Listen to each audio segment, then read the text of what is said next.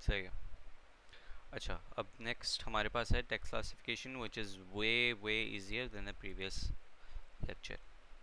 ठीक है, text classification हम पता है ना क्या होती है, कि किसी भी टेक्स्ट को क्लासिफाई करना कि ये इस कैटेगरी में बिलोंग कर रहा है, उस कैटेगरी में बिलोंग कर रहा है, एंड सो ऑन। ठीक है, तो सबसे पहले यहाँ थोड़ा पे सा जूम कर लो गाइस। रिकॉर्डिंग स्टार्ट कर दी? कर दी, हाँ। क्यों? नहीं, बाद में बोल। बोलो बोलो। तो अब टेक्स्ट क्लासिफिकेशन की हमारे पास एप्लीकेशंस या एग्जांपल्स क्या हैं। सबसे बेसिक एग्जांपल तो ये है कि ईमेल को क्लासिफाई करना कि वो स्पैम है या नहीं। राइट, यस और नो, ये बाइनरी क्लासिफिकेशन होगी।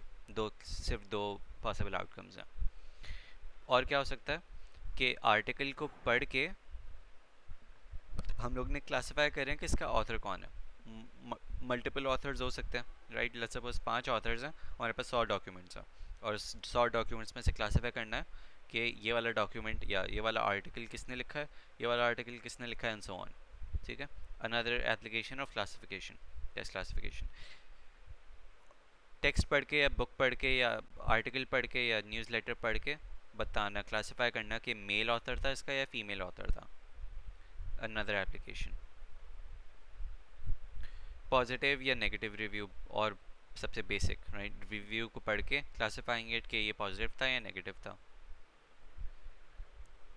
आर्टिकल को पढ़ के उसका सब्जेक्ट क्लासिफाई करना था कि किस सब्जेक्ट में वो बिलोंग कर रहा है, आर्टिकल किस बारे में आर्टिकल था वो। Again classification.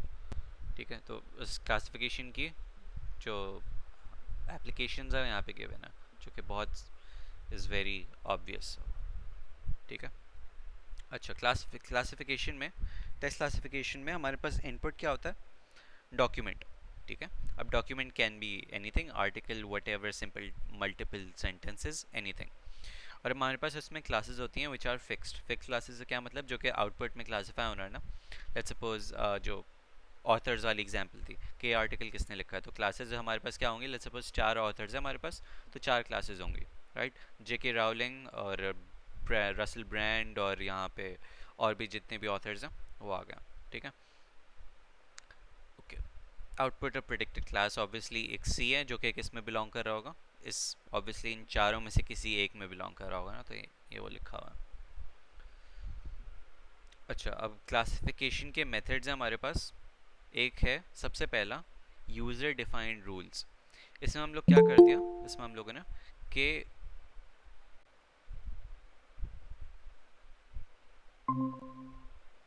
इसमें हम लोगों ने क्या कर दिया, एक सेकंड रुकना।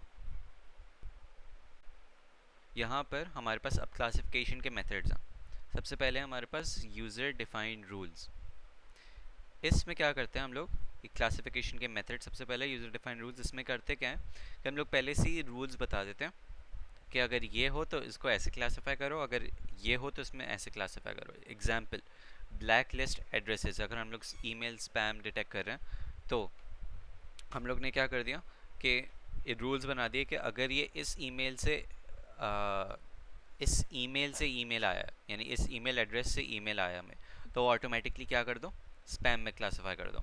ये रूल बेस्ड हम लोग ने पहले रूल डिफाइन कर दिया। हम लोग और क्या कर सकते हैं कि अगर उस ईमेल के अंदर डॉलर्स लिखा हुआ है या कुछ हैव बीन सेलेक्टेड लिखा हुआ है, तो उसको भी क्या कर दो, स्पैम में क्लासीफाई कर दो। हम लोग ने रूल्स डिफाइन कर रहे हैं। There is no machine learning involved in this, nothing. It's very simple, very quick, and can be high accuracy, अगर तो रूल्स बहुत ही अच्छे तरीके से एक्सपर्ट ने बनाया है तो। सही है। बस प्रॉब्लम ये है कि building and maintaining these rules is expensive, क्योंकि स्कैम्स जो हैं, ऑब्वियसली उनके स्कैम्स के जो तरीके होते हैं वो डिफरेंट होते जाते हैं। अब ये ब्लैक लिस्ट एड्रेसेस हैं जो कि हम लोगों ने लिस्ट डाउन किए हुए हैं कि इस ईमेल एड्रेसेस से ईमेल्स आएँ, इनको स्पैम में डालते जाओ।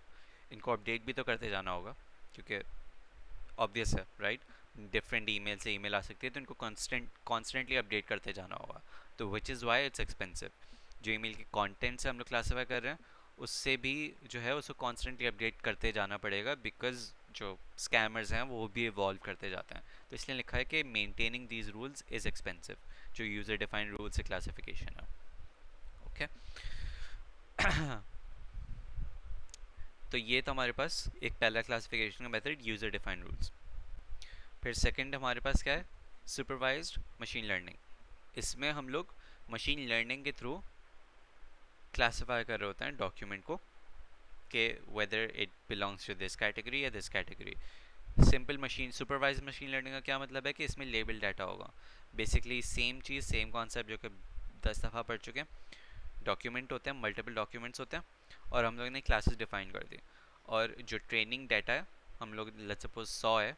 ट्रेनिंग में क्या करेंगे कि हम लोग 100 डॉक्यूमेंट्स को क्लासीफाई कर देंगे, पहले से ही लेबल कर देंगे, हम लोग खुद से मैनुअली कर देंगे कि ये वाला डॉक्यूमेंट इस ऑथर ने लिखा है, ये वाला डॉक्यूमेंट इस ऑथर ने लिखा है, ये वाला डॉक्यूमेंट इस ऑथर ने लिखा है। ऐसे 100 डॉक्यूमेंट्स हम लोग ने मशीन को दे दिए, और उसकी बेसिस पे मशीन ने लर्न कर दिया कि ये वाला पैटर्न इस ऑथर को बिलोंग करता है, ये वाला पैटर्न इस ऑथर को बिलोंग करता है, एंड सो ऑन। ओके, इसमें बस ये चीज़ थी। अच्छा, अब जो सुपरवाइज मशीन लर्निंग है, वो उसमें डिफरेंट क्लासिफायर्स, डिफरेंट टेक्निक्स और आर्किटेक्चर और मेथड्स यूज़ हो सकते हैं। 4 हैं, जिसमें से सिर्फ हम लोग एक पढ़ेंगे, विच इज़ नाइव बेस। ये बाकी 3 हम लोग नहीं पढ़ेंगे। और naive base is very simple, और जो है हम लोग पहले पढ़ भी चुके हैं। आई थिंक एआई में हम लोग ने कवर किया था, जो आगे चीज़ें आएंगी तो it should be very simple. ठीक है, अच्छा सबसे पहले इसमें नाइव बेस की इंट्यूशन क्या है कि बेस रूल से डिपेंड करता है, और इसकी मैं थ्योरी पे आगे जाऊंगा, लेकिन अभी नहीं जा रहा। Relies on very simple representation of document, bag of words. यानी कि नाइव बेस जो है वो किस पे डिपेंड करता है, बैग ऑफ वर्ड्स पे, which is very simple and very quick to represent and calculate. Bag of words क्या होता है? बैक ऑफ वर्ड्स होते हैं, हम लोग बेसिकली फ्रीक्वेंसी निकाल रहे होते हैं कि ये वर्ड कितनी दफ़ा आया, ये वर्ड कितनी दफ़ा आया, ये वर्ड कितनी दफ़ा आया, एंड सो ऑन। आगे एग्जांपल दिखाऊं तो मेरे पास जो है ये टेक्स्ट है, इसमें से एक एक वर्ड की हम लोगों ने फ्रीक्वेंसी निकाली कि आए कितनी दफ़ा आया, लव कितनी दफ़ा आया, दिस कितनी दफ़ा आया, मूवी कितनी दफ़ा आया, एंड सो ऑन। क्लियर यहाँ तक? अरे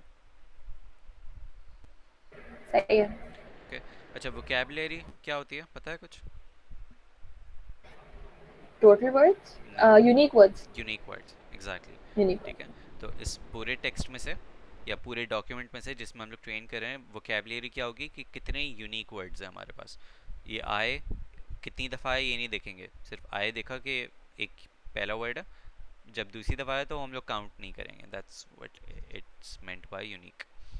ठीक है, अच्छा बैग ऑफ वर्ड्स में क्या करेंगे, क्या हम लोग कि एक एक वर्ड की फ्रीक्वेंसी निकालेंगे। सही है, इसमें उन लोगों ने जो है वो क्या किया हुआ है, जो रेलेवेंट वर्ड्स हैं उनको बोल्ड किया हुआ है, लव, स्वीट, सैटारिकल, ग्रेट और फन, whimsical, और बेसिकली उनकी फ्रीक्वेंसी जो है वो निकाली हुई है ऐसे, ग्रेट 2 दफ़ा आया, लव 2 दफ़ा आया, एंड सो ऑन। यहाँ तक क्लियर? सबसे पहले हम लोगों ने टेक्स्ट को इस तरीके से किया। हाँ, थोड़ा सा ना जोन आउट हो गई मैं। हम लोग क्या कर रहे थे यहाँ पर अभी? हम मतलब लोग ये क्या कर रहे हैं हम? नाइव टेक्स्ट बेस, क्लासिफिकेशन कर रहे हैं। हाँ टेक्स्ट क्लासिफिकेशन कर रहे हैं नाइव बेस के थ्रू। और नाइव बेस में इनपुट जो जाता है वो बैग ऑफ वर्ड्स की रिप्रेजेंटेशन के थ्रू हम लोग क्लासिफाई कर रहे होते हैं। ठीक है, सही है, और ठीक है। ये और है, फर्स्ट स्टेप है से हमारा वोकैबुलरी निकालना, नहीं नहीं, मैं बस वोकेबलरी वोकैबुलरी की पूछ रहा था। फ्रीक्वेंसी निकालना। नहीं, मैं एग्जैक्टली, यहाँ से ये स्टेप जो है, हाँ, सही है, first step is vocabulary vocabulary frequency. की फ्रीक्वेंसी निकालना, सही है। ठीक है। ओके, अच्छा इसमें जो है वो बाकी सारे वर्ड्स इसलिए इंक्लूड नहीं किए हुए बिकॉज हो सकता है इसमें प्री प्रोसेसिंग हुई भी हो, जिसमें से स्टॉप वर्ड्स जैसे तरीके हैं वो रिमूव किए हुए हों, जैसे कि द, एंड और ये सब हो सकता है रिमूव किया हुआ, इसलिए उसमें काउंट नहीं किए हुए। ठीक है, लेकिन you would still count it, I suggest you still do. अगर बोला हुआ है कि प्री प्रोसेस करो तो फिर वो रिमूव कर देंगे, जो कि आगे मैं उसकी एग्जांपल बताऊंगा। ठीक है, अच्छा नाइव बेस का जो फॉर्मूला है वो ये है।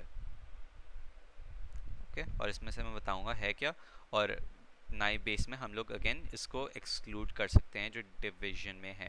यस,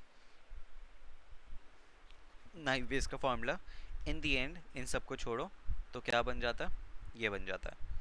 आर्ग मैक्स का मतलब सेम चीज़, यानी कि सबसे हाईएस्ट प्रोबेबिलिटी, जो कि अगेन मैं आगे बताऊंगा कि आर्ग मैक्स का क्या मतलब है, लेकिन जो मेन चीज़ याद करने वाली है वो ये है। सही है, इसमें से हमारे पास ये prior probability of that class है। ठीक है, अब इसके इस फॉर्मूले को एक्सप्लेन अब मैं आगे करूँगा।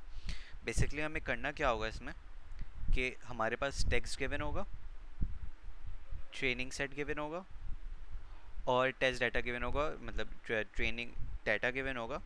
उसकी बेसिस पे हमें नए टेक्स्ट को क्लासिफाई करना होगा, जो कि आगे एक एग्जांपल भी है, वो आगे करके दिखाऊंगा मैं। ओके, तो अच्छा, अब ये डॉक्यूमेंट है, सही। डी से क्या था, डॉक्यूमेंट, और सी से क्लास था। तो बेसिकली ये पूछ रहा है कि what is the probability of this document given this class. अब डॉक्यूमेंट क्या मतलब है कि आर्टिकल हो सकता है और कुछ भी हो सकता है, राइट। अब उसमें मल्टीपल वर्ड्स हो सकते हैं, तो इसलिए यहाँ पे क्या लिखा हुआ है, x1 x2 और xn, जिसमें एक एक x क्या है, अलग अलग वर्ड्स, सही। यहाँ तक क्लियर। हम लोग x को फीचर्स भी कह सकते हैं, मशीन लर्निंग में हमारे पास फीचर्स होते हैं ना, फीचर्स से वो लर्न करता है। तो इसमें फीचर्स हमारे पास क्या है, वर्ड्स हैं, सही। डॉक्यूमेंट में multiple words, and those words can be known as या can be represented as features and are features. Okay, अब यहाँ पे प्रॉब्लम ये आ जाती है हमारे पास कि जो अगर हम लोगों ने क्या किया, जो जिस तरीके से चल रहे हैं, एक एक वर्ड को देखा, तो इसमें इसकी कॉम्प्लेक्सिटी क्या हो जाएगी इस फॉर्मूले की, ये हो जाएगी x क्या है हमारे पास, टोटल वोकैबुलरी, सही है, और n is the number of words. तो ये एक्सपोनेंशियल हमारे पास क्या जा रही है, इसकी कॉम्प्लेक्सिटी जा रही है, सही है। तो ये complexity is way too high. अब इसको कॉम्प्लेक्सिटी को रिड्यूस करने के लिए हम श्योर आगे कोई ना कोई चीज़ आएगी। सी क्या था ऊपर वाले फॉर्मूले में? क्लास, कि इस क्लास। किस क्लास में बिलोंग कर रहा हूँ, ठीक है। आगे नहीं, ये exam, X N multiply by C मतलब नंबर ये ऑफ येलो क्लासेस, बुक्स ये है हर नंबर ऑफ, वोकैबुलरी की। नहीं नहीं, ये नंबर ऑफ फिर से क्लासेस बताना। टोटल कितना है, ये मैं और बता रहा एक्स पावर एन। हूँ। एक्स इज़ द वोकैबुलरी, सही है, वोकैबुलरी की लेंथ की power total number of words in the training data, सही है। एन ओके, जो है वो टोटल नंबर ठीक ऑफ है। वर्ड्स है, x is the vocabulary, vocabulary, और सी इज़ नंबर ऑफ क्लासेस, ठीक है। अच्छा, back of words assumption, assume positioning. अच्छा, नाइव बेस इसका नाम इसलिए दिया हुआ है, नाइव इसलिए बिकॉज ये अज्यूम करता है कि जो फीचर्स हैं इसके वो आपस में इंडिपेंडेंट है, यानी कि जो एक वर्ड है वो that's completely independent of another word, ठीक है। इसलिए इसमें ये भी बोला हुआ है कि बैक ऑफ वर्ड्स की असम्पशन क्या है कि पोजीशन मैटर नहीं करती किसी भी वर्ड की। अगर एक वर्ड बिल्कुल एंड पे आया है, उसकी सेम वर्थ है या सेम वेट है एज़ कम्पेयर टू अगर वो सेम वर्ड शुरू में आया है। इसलिए लिखा हुआ है कि इस पोजीशन मैटर नहीं करती हमारे पास नाइव बेस में। ओके, यहाँ तक क्लियर, सही है। ठीक है। ये फार्मूला मैं इतना जनरलाइज फार्मूला मैं बिल्कुल एंड पे आऊँगा तभी समझ में आएगा, वरना नहीं समझ में आएगा। वरना वैसे एक्चुअली इसमें है नहीं इतना मुश्किल। बेसिकली मल्टीपल वर्ड्स है ना हमारे पास ये, right. Word one, word two, word three, word four, word five and so on. तो बेसिकली हम लोग इसको कैलकुलेट कैसे करेंगे, एक वर्ड की प्रोबेबिलिटी निकाली, मल्टीप्लाइड बाय दूसरी वर्ड की प्रोबेबिलिटी निकाली, मल्टीप्लाइड बाय तीसरी वर्ड की प्रोबेबिलिटी निकाली एंड सो ऑन। अगर 5 मल्टीप्लाई बाय 3 करो या 3 मल्टीप्लाई बाय 5 करो, फ़र्क आता है कोई? नो। नहीं आता ना। तो इसलिए पोजीशन डजंट मैटर, ये लिखा हुआ है। इसको आपस आगे पीछे भी कर दो, फ़र्क नहीं पड़ता। और ये कहाँ पे यूज़ होगा फार्मूला और किस तरीके से यूज़ होगा आगे आ जाएगा, and it should be very simple. अच्छा, वो अब्दुल फीचर्स वाली बात की थी, वो क्या थी? कि हमारे पास जो मशीन लर्निंग में फ़ीचर्स होते हैं ना, राइट। तो इस नाइव बेस में हमारे पास फ़ीचर्स क्या हैं, द डॉक्यूमेंट्स और वर्ड्स हमारे पास फ़ीचर्स हैं, क्योंकि वर्ड्स की बेसिस पे क्लासिफाई कर रहा है ना वो। हम्म। तो हमारे पास वर्ड्स फीचर्स हैं, सही। ठीक है। अगेन ये सेम फार्मूला लिखा है, मैं इस पे आऊँगा। इसको अभी इग्नोर करो, इसको भी इग्नोर करो और आ जाओ हम लोग उस पर आ जाते हैं एक्चुअल इम्प्लीमेंटेशन पे। ठीक है, मैं ये जो फार्मूला है ये मैं बता दूंगा क्यों लिखा हुआ है, ये ऑल्दो इट्स नॉट इम्पॉर्टेंट, ये सेम चीज़ लिखी हुई है बस इन अ डिफरेंट वे। ठीक है, अच्छा अब नाइव बेस लर्निंग, उसका फार्मूला क्या था हमारे पास, मैं लिख रहा हूँ यहाँ पे अब उसका फार्मूला। नाइव बेस का सेम फार्मूला है जो कि प्रीवियस स्लाइड में था, still is equals to P D pipe C multiplied by probability of C, right. तो इसमें दो पार्ट हैं अगेन, एक ये वाला और एक ये वाला। अब इसकी ये जो ये वाला पार्ट है प्रायर प्रोबेबिलिटी, ये कैसे कैलकुलेट करेंगे, ऐसे, इसका फॉर्मूला ये रहा। सिंपली अगर हमें किसी क्लास के लिए फाइंड आउट करना है, राइट, लेट्स सपोज क्लास 1 के लिए दो क्लासेस हैं हमारे पास, राइट, स्पैम या नॉट स्पैम। हमारे पास 100 ईमेल्स हैं और दो क्लासेस हैं, ठीक है, ये गौर से सुनना, 100 ईमेल्स, दो क्लासेस। स्पैम वाली ईमेल्स कितनी है, 300, सॉरी 300 कहाँ से आ गया, 30 है। नॉट स्पैम वाली कितनी है, 70। ओके, यहाँ तक क्लियर। 100 क्या था, टोटल नंबर ऑफ ईमेल्स या डॉक्यूमेंट्स, 2 क्या नंबर ऑफ क्लासेस। ये बता रहा है हमारे पास कि 100 में से 30 जो थी वो स्पैम वाली क्लास की थी और 100 में से 70 जो थी वो नॉट स्पैम वाली की थी। तो प्रोबेबिलिटी ऑफ सी क्या होगी, अगर हम लोग स्पैम के लिए प्रायर निकाल रहे हैं तो प्रोबेबिलिटी ऑफ स्पैम क्या होगी, 30 डिवाइडेड बाय 100। इसमें कोई सवाल है तो पूछो।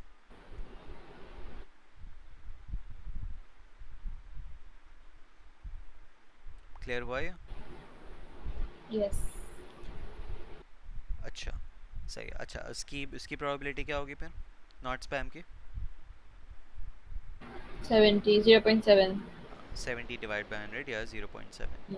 ठीक है, इसकी और आगे एग्जांपल आएगी। तो हम लोग ने प्रायर प्रोबेबिलिटी तो कैलकुलेट कर ली, सही। अब बस इतने कॉम्प्लेक्स फॉर्मूले में यही हो रहा है?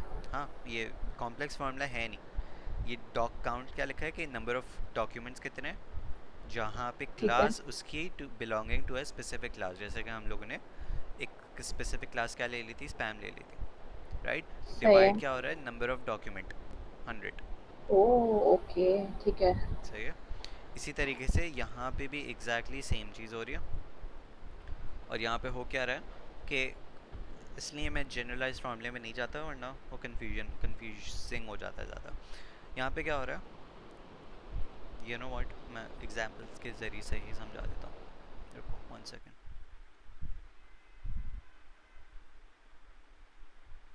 यू नो चलो बता ही देता हूँ, कुछ ज़्यादा आगे चल जाएगा। यहाँ पे क्या हो रहा है कि एक एक वर्ड को हम लोग को देखना है, एक एक वर्ड की प्रोबेबिलिटी निकालनी है कि वो किस क्लास से बिलोंग कर रहा है, ठीक है। ये डी पाइप सी वाला पार्ट के फॉर्मूला है। यस, ये वाला पार्ट है, कौन सा, ये वाला, सही है।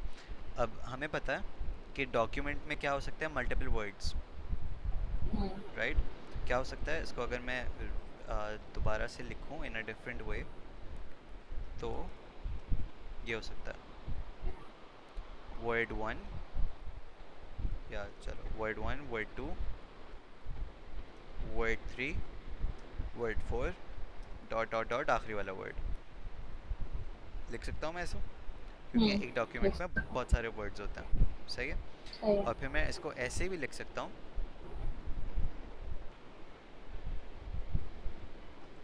कि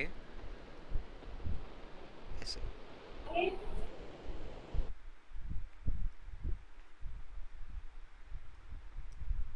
multiplied by P W two C multiplied by P W three C and so on.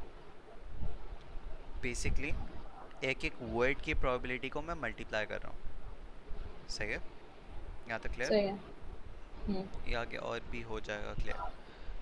और फिर ये जो है काउंट, बेसिकली हम लोग कर क्या रहे हैं कि वो वाला वर्ड कितनी दफ़ा उस क्लास में बिलोंग कर रहा है वो हम लोग काउंट कर रहे हैं, divided by total number of vocabulary of that word in that count. You know what, छोड़ो, आगे आ जाओ, ये लैप्लास स्मूथिंग में मैं बाद में आऊँगा। यहाँ पे आ जाओ, ठीक है, डायरेक्ट आ जाओ सॉल्व क्वेश्चंस पे, और फिर मैं उसकी थोड़ी उस पर चले जाऊँगा। यू नो लैप्लास स्मूथिंग एक एक जगह हुई हुई है वैसा। ये फार्मूला देख लो, ठीक है, जो ये वाली चीज़ है ना, राइट, ये जो ये वाली चीज़ है, इसमें लैप्लास स्मूथिंग हुई हुई है। लैप्लास स्मूथिंग क्यों करते थे हम लोग? इवन आउट करने के लिए जब जहाँ, एक जगह ज़्यादा हाँ होता ऐसे है भी कुछ। होता था, एक जगह ज़्यादा होता है, और जो ज़ीरो प्रोबेबिलिटी वाली हैं उनको इम्प्रूव करने के लिए, सही। ठीक है। अब मैं कंफ्यूज हो रहा हूँ कि मैं पहले ऊपर से जाऊँ नीचे या नीचे से ऊपर आऊँ। रुको एक सेकंड।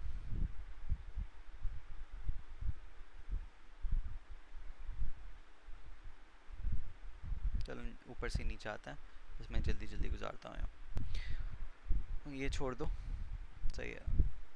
इसमें बेसिकली लिखा हुआ ये था कि इंस्टेड ऑफ मल्टीपल डॉक्यूमेंट्स होने के, जो सेम क्लास के डॉक्यूमेंट्स है उसको एक सिंगल डॉक्यूमेंट में कंबाइन कर दो ताकि आसानी हो, ये लिखा हुआ था इसमें। और इसमें ऐसा कुछ भी नहीं है, ठीक है। तो हमारे पास जो 100 डॉक्यूमेंट्स थे, ओके, उन 100 डॉक्यूमेंट्स में जो सेम क्लास के थे उनके सारे कंटेंट उठा के एक सिंगल डॉक्यूमेंट में डाल दो, बस इसमें ये लिखा हुआ है मेगा डॉक्यूमेंट के नाम,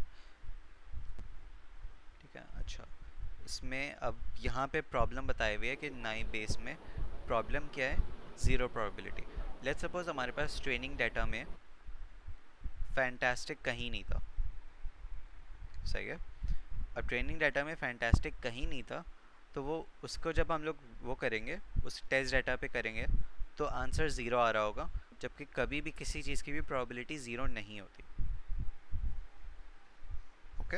अगर रिव्यूज़ की बात हो रही है, हम लोगों ने 100 रिव्यूज़ दिए हैं ट्रेनिंग के लिए, और उस 100 ट्रेनिंग डाटा में किसी यूज़र ने भी मूवी इज़ फैंटास्टिक नहीं लिखा हुआ था, राइट। जब किसी ने ये नहीं लिखा कि मूवी इज़ फैंटास्टिक, तो वो ऑब्वियसली मॉडल उसकी बेसिस पे ट्रेन भी नहीं होगा कि फैंटास्टिक जब आए तो यानी अच्छी मूवी, सो पॉजिटिव रिव्यू देना चाहिए, राइट, है ना, बात क्लियर हुई? Yes, yes. ओके, तो इसलिए ताकि हमारे पास प्रोबेबिलिटी ज़ीरो ना हो, और ऐसा हमेशा होगा कि ट्रेनिंग डाटा में कभी ना कभी सारी चीज़ें इंक्लूडेड नहीं होंगी, सही है। तो वो ज़ीरो प्रोबेबिलिटी को हटाने के लिए हम लोग क्या करते हैं, लैप्लास स्मूथिंग करते हैं, जिसमें हम लोग सिंपली क्या लगा देते हैं, ऊपर +1 लगा देते हैं, सही है, और नीचे क्या लगा देते हैं, plus total number of vocabulary, ठीक है। ये वोकेबलरी किस तरीके से यूज़ होगी मैं आऊँगा, यहाँ तक क्लियर। फिर मैं सॉल्विंग पे आऊँ, जब सॉल्विंग होगी तो बहुत ज़्यादा फिर क्लियर हो जाएगा, क्लियर, ठीक है। ओके। अच्छा, एक अननोन वर्ड्स वाली भी बात बताई है जिस पे मैं आऊँगा बाद में।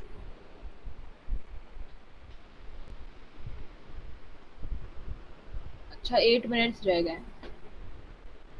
ओके, 1 मिनट बचे तो बताना, ठीक है। ठीक है। अच्छा, लेट्स सपोज अब हम लोग करेंगे क्या कि, चलो ये आगे वाले पे आ जाओ, ठीक है, यहाँ पे आ जाओ। हमारे पास ट्रेनिंग डाटा है ये ये चार, सही है। डॉक्यूमेंट 1 में क्या वर्ड्स हैं, ये 3। डॉक्यूमेंट 2 में क्या वर्ड्स हैं, ये 3। डॉक्यूमेंट 3 में ये 2। डॉक्यूमेंट 4 में ये 3। पहले जो 3 डॉक्यूमेंट्स हैं वो किस क्लास से बिलोंग कर रहे हैं, सी से।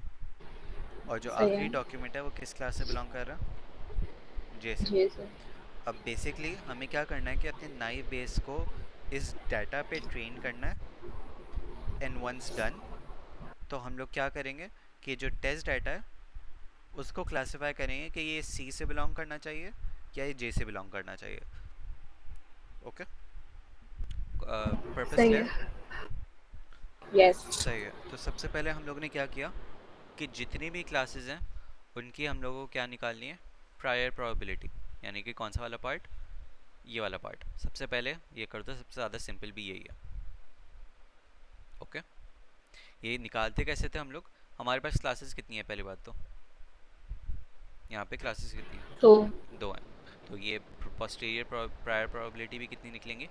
दो। दो। सही है। ओके, तो अब हम लोग कह देते हैं सी और जे है ना, तो पी हम्म, ऑफ सी कैसे निकालते हैं हम लोग ये?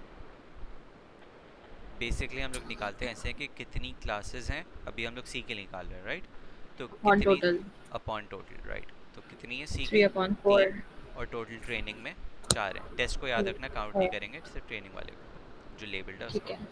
तो ये हो जाएगा 3/4। और अगर हम लोग पोस्टीरियर प्रायर प्रोबेबिलिटी जे की देखें तो क्या होगी? One upon four. राइट, क्योंकि एक जे है और टोटल डॉक्यूमेंट्स चार हैं, तो 1/4। ये तुम्हारे पास प्रायर प्रोबेबिलिटीज़ आ गई। ये सबसे आसान वाला काम तो हो गया। सही है। अब ठीक क्या है। करना है, अब हमें एक एक वर्ड है उसकी प्रोबेबिलिटी असाइन करनी है कि व्हाट्स द प्रोबेबिलिटी कि ये वर्ड हमारा किस में बिलोंग करे, सी में, और व्हाट्स द प्रोबेबिलिटी कि ये वर्ड हमारा किस में बिलोंग करे, जे में। ओके। क्या बोला कि हर वर्ड किस डॉक्यूमेंट में बिलोंग करे, ये पूरा यस। डॉक्यूमेंट किस क्लास में बिलोंग करे? नहीं नहीं, हर वर्ड, डॉक्यूमेंट तो बताया हुआ है ना, ये पूरा डॉक्यूमेंट इसमें बिलोंग कर रहा है। ठीक है, लेकिन व्हाट्स द प्रोबेबिलिटी कि ये वर्ड तुम्हारे पास जे में आएगा, या व्हाट्स द प्रोबेबिलिटी ये वर्ड तुम्हारा सी में आएगा, क्लास सी या जे में। इसके एग्जाम्पल इज़ वेरी सिंपल। पहले तो ये फॉर्मूला याद करना है, ये वाला। सही है। इसमें हो क्या रहा है कि count of word W in class जो भी हम लोग की चल रही है +1 डिवाइडेड बाय के, हमारे पास ये काउंट सी क्या है कि टोटल क्लासेस सी कितनी है। ठीक है, अब यहाँ पे आ जाओ तुम, इसको अगर हम लोग फार्मूला का यूज़ करें, सबसे पहले तो हम लोग ने निकाला है यहाँ पे, किसके लिए निकाल रहे हैं? प्रोबेबिलिटी ऑफ चाइनीज़ सी, यानी क्या प्रोबेबिलिटी है कि चाइनीज़ किस में बिलोंग कर रहा है, सी में।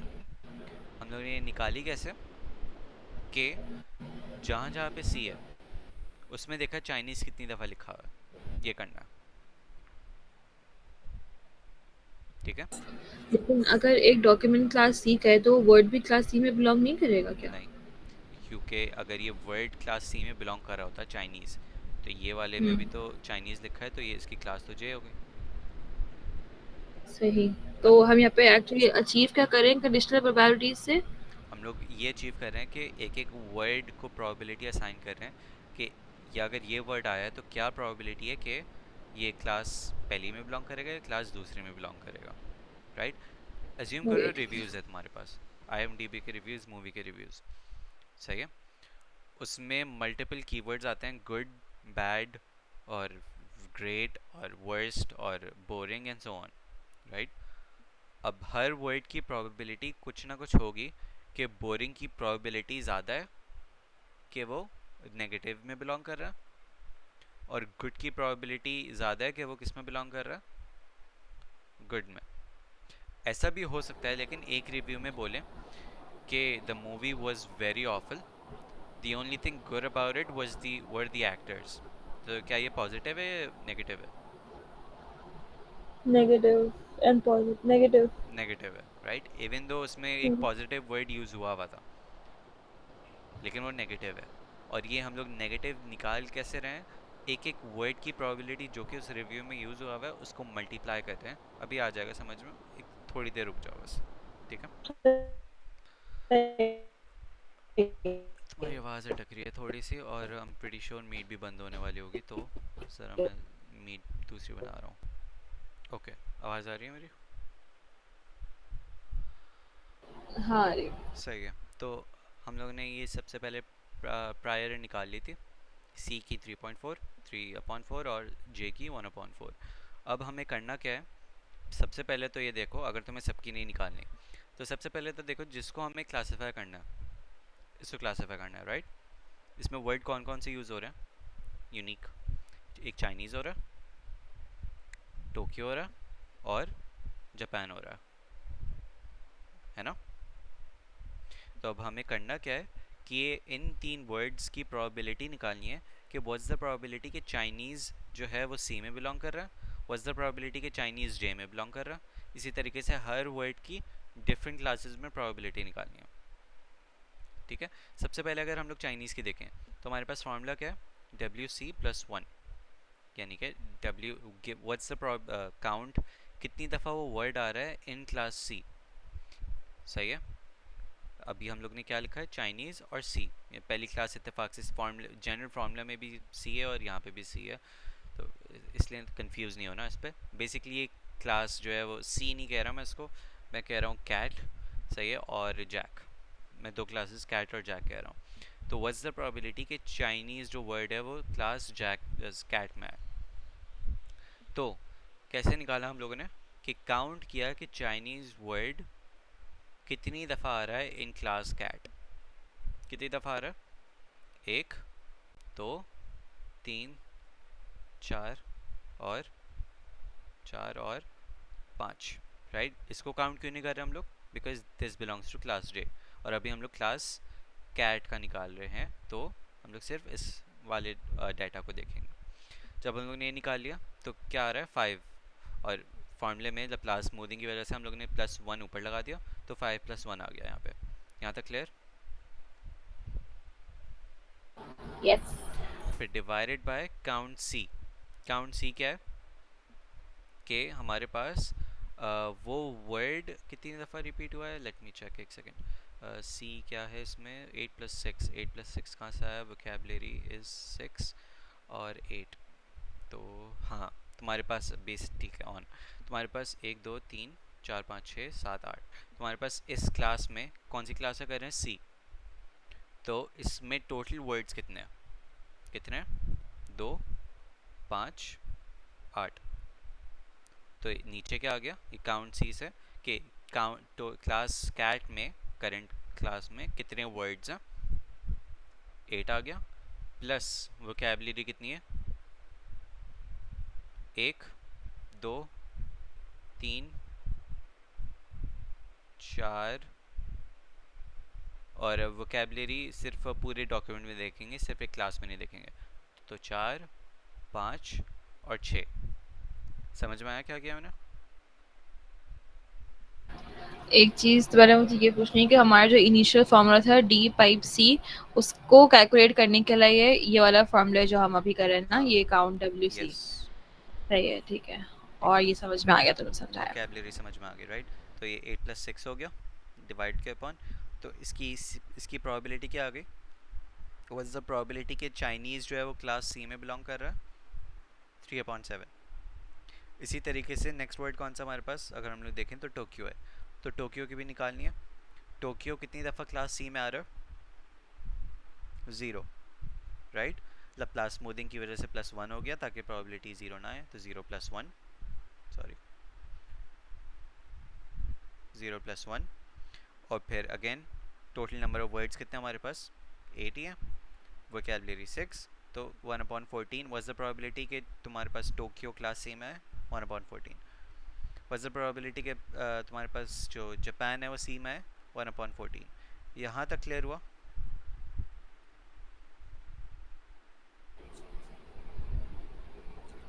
बताओ कोई मसला है तो।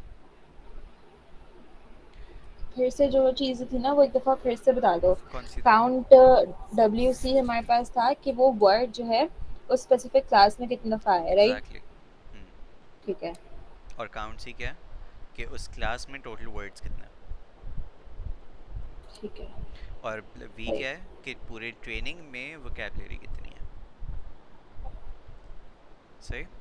ओह, ठीक है। ओके, अच्छा, तुम्हारे पास ये सारी प्रोबेबिलिटीज़ आ गई, और ये सारी किसकी हैं, सी की हैं। अब ये सेम वर्ड्स की तुम्हें प्रोबेबिलिटी किसकी निकालनी है, जे की, सही। तो अब देखा तुमने चाइनीज़ कितनी दफ़ा जे में आ रहा है, एक दफ़ा आ रहा है जे में, राइट। तो यहाँ पे 1 आ गया, +1 फार्मूला का, 1+1, और डिवाइडेड बाय तुम्हारे पास टोटल वर्ड्स कितने हैं जे में? 1 2 3। और वोकेबलरी कितनी है तुम्हारे पास? अगेन वो पूरे डॉक्यूमेंट की होती है तो 6, राइट? तो 3 + 6 और फिर ये 2/9 हो गया। क्लियर? बताओ क्लियर? Yes yes. अच्छा, ये क्लियर हो गया। अब मुझे बताओ कि यहाँ पे देखो कितने वर्ड्स की निकाली हम लोगों ने? Chinese document. अच्छा चलो, इस पर मैं बाद में आऊँगा। अब जब हमारे पास ये सारी चीज़ें निकल गई तो अब हम लोग क्या कर रहे हैं? इसको क्लासीफाई करेंगे। इसको क्लासीफाई कैसे करेंगे कि बेसिकली तुम्हें दोनों क्लास की प्रोबेबिलिटी निकालनी है। कैसे? हमारे पास अगर लेट्स सपोज फॉर, हम लोग ने क्या किया कि फॉर प्रोबेबिलिटी सी, उसके लिए पहले हम लोग प्रोबेबिलिटी निकाल रहे हैं for probability, sorry, for class cat. ठीक है, तो चाइनीज़ आया। व्हाट्स द प्रोबेबिलिटी कि वर्ड क्लास सी में आए? Three three upon upon seven seven ठीक है। एक और दफ़ा चाइनीज़, तो मल्टीप्लाई किया तुमने, सही है। Three three upon upon seven seven multiply by again 3/7 multiply ठीक बाय है। अगेन 3/7 अगेन अपॉन और फिर सेवन ठीक है। मल्टीप्लाइड बाय ये टोक्यो की क्या वन प्रोबेबिलिटी अपॉन है? 14 one upon one upon fourteen और 14 वन अपॉन फोर्टीन क्या आ रही है? 0.003 अप्रॉक्सीमेशन। ठीक है। सही। और ये यहाँ पे क्यूब इसलिए लिखा है क्योंकि वो 3 दफ़ा आपस से मल्टीप्लाई हुआ है, सेम चीज़ है। क्यूब नहीं लिखो, आप वो मल्टीप्लाई करते जाओ। एक जो चीज़ मैंने मिस कर दी वो ये थी कि तो एक्चुअली उसका फॉर्मूला क्या था? ये था कि जो अब हम लोगों ने सारे वर्ड्स को मल्टीप्लाई किया उससे तो ये निकला। सही है। हमें वो मल्टीप्लाई करना है किससे? उसकी प्रायर प्रोबेबिलिटी से भी। और प्रायर प्रोबेबिलिटी सी की क्या थी?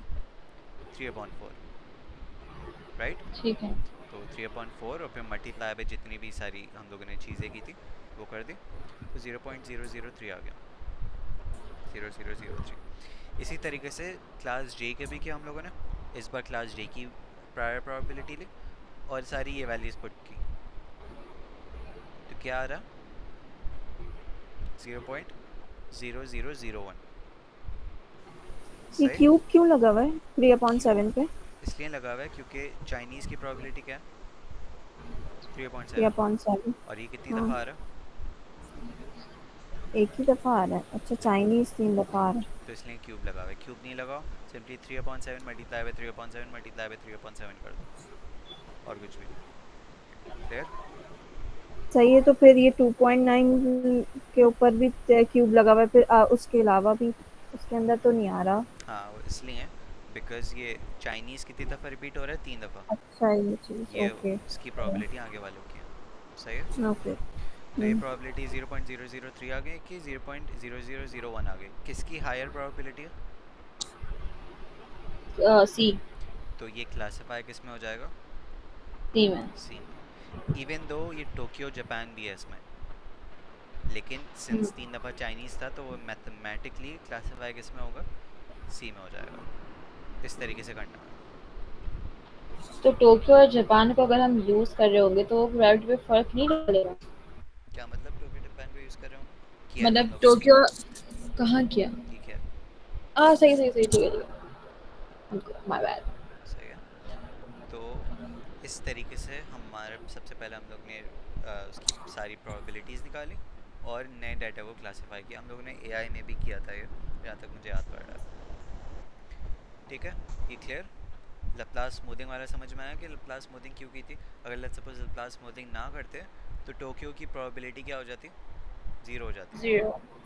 राइट? और फिर अब वो मल्टीप्लाई करते तो वो सबकी ज़ीरो हो जाती। तो उससे बचने के लिए हम लोग ने लप्लास स्मूथिंग ऐड किया। सही।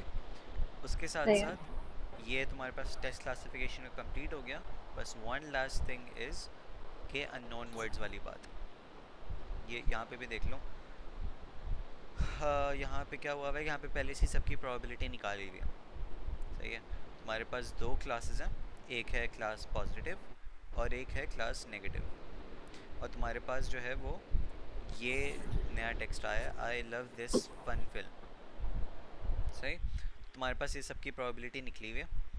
तो तुमने क्या किया? 0.1 multiply by 0.1 multiply by 0.001 0.05 multiply by 0.1 और फिर ये इसका जो आंसर आ रहा था divided by, sorry divide by नहीं, कंपेयर टू इसका जो आंसर आ रहा था, और फिर जो जिसका भी ज़्यादा आ रहा था दैट मीन्स उसकी ज़्यादा हायर प्रोबेबिलिटी है।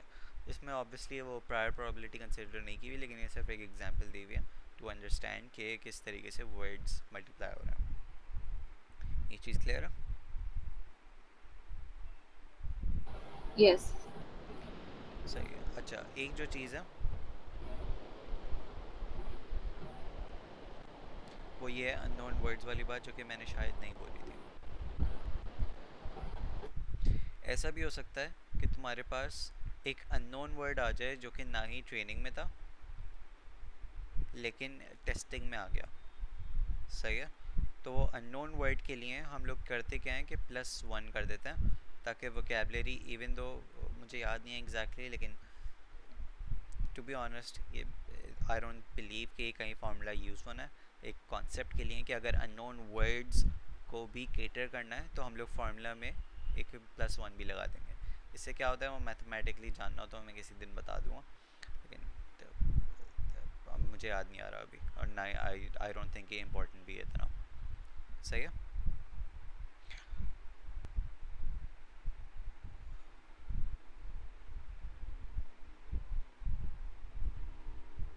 अच्छा, in relationship to language model, naive based classifiers can use any sort of feature. Naive based जो है वो किसी भी फीचर यूज़ कर सकते हैं, जैसे कि URL, email address and dictionaries. But अगर हम लोग सिर्फ वर्ड फीचर्स ले रहे हैं देन तुम्हारे पास जो है वो लैंग्वेज मॉडल की सिमिलैरिटी है नाइव बेस की। ओके, अगर नाइव बेस में सॉरी, अगर हम लोग कुछ और ले रहे होते, मल्टीपल चीज़ें ले सकते हैं वैसे तो कुछ और ले रहे होते, मैं ये लेट्स सपोज अगर वर्ड्स ले रहे हैं हम लोग एज वर्ड फीचर्स ले रहे हैं जो कि हम लोग ले रहे थे, राइट, वर्ड्स की बेसिस पे हम लोग क्लासीफाई कर रहे हैं, तो वर्ड्स हमारे पास फीचर्स हैं। तो since we are doing that, तो naive Bayes has an important similarity language modelling. Again I don't think ये क्विक नोट लिखा है, I don't think it's important. Clear है स्लाइड और ये पूरा टॉपिक?